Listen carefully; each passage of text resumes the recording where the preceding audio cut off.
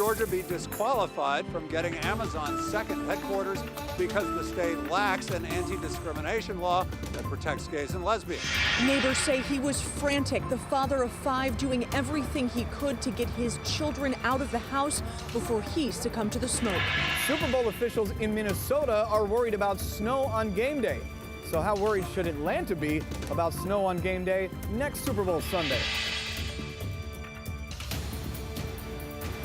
Live from Atlanta, 11Alive at 6 starts now. And first at 6, an 11Alive exclusive. Tonight we're hearing for the first time from the parents of a 15-year-old Noonan girl who died from the flu.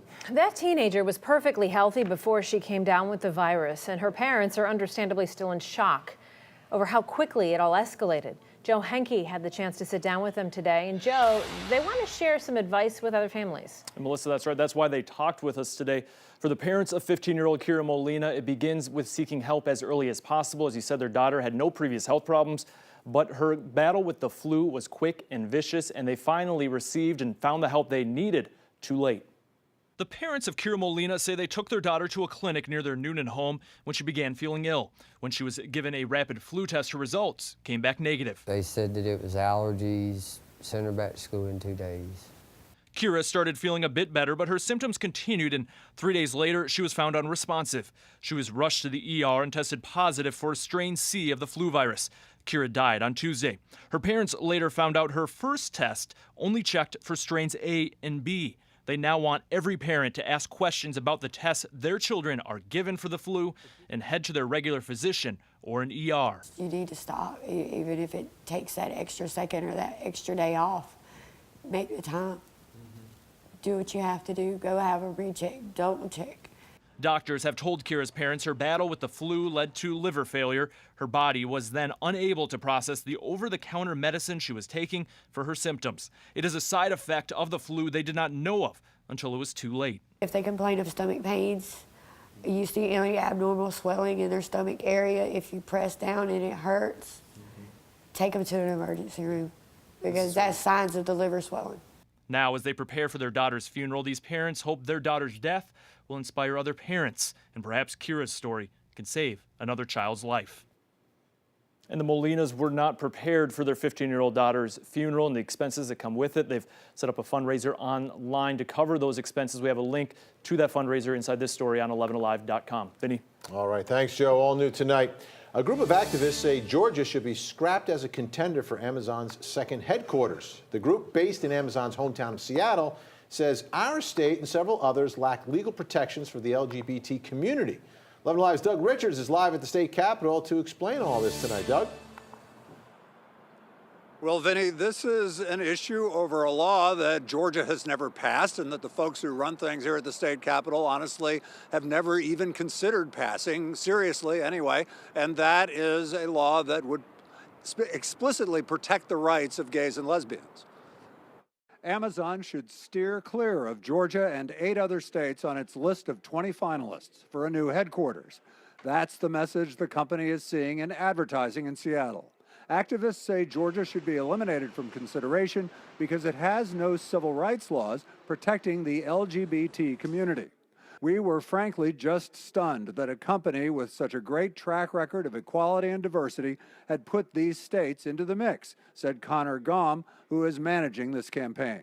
Georgia is in the unenviable position of being one of only 3 states in the country that has no civil right protection under the law for any group of people. Jeff Graham of Georgia Equality says Georgia is quite vulnerable to this sort of criticism, though he says he does not support pulling Georgia from Amazon's list of finalists. I don't believe that Georgia should be disqualified. I do think that Georgia would be at a competitive advantage if we did have protections in place. The call for Amazon to disqualify Georgia surprised state lawmakers.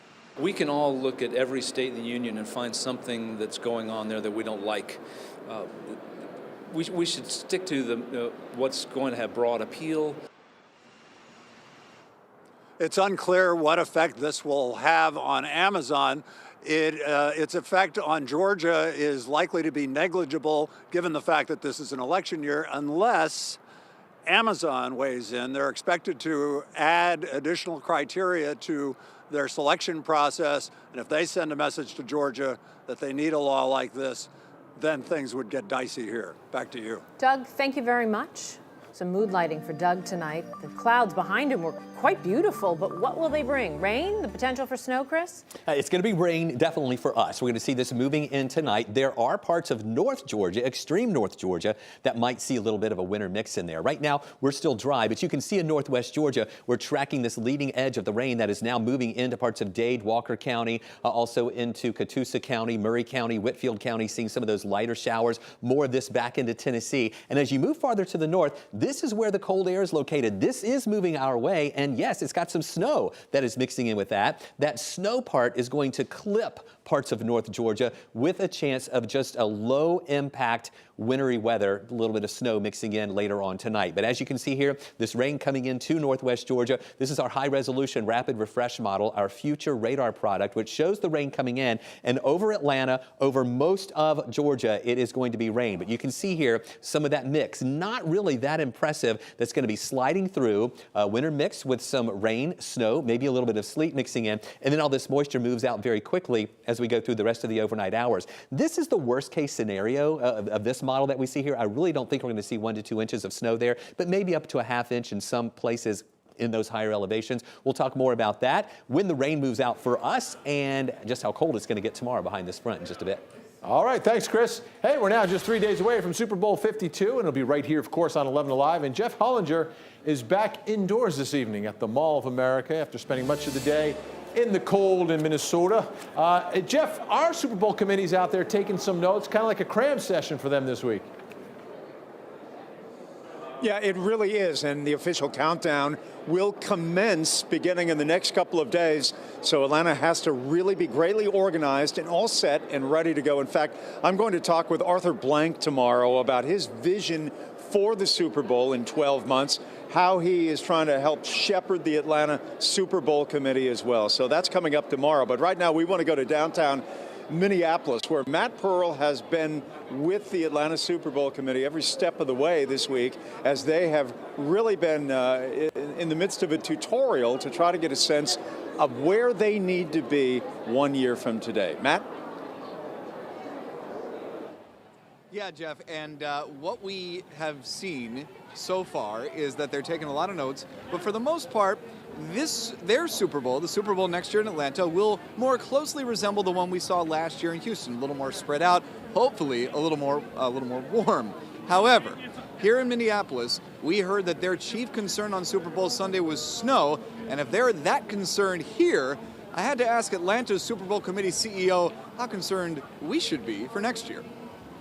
I interviewed the head of the sports authority here yesterday, and he said his biggest concern was that it might snow on game day. They're worried about that in Minnesota. We'll have a plan in place. We'll be prepared for it if that should happen.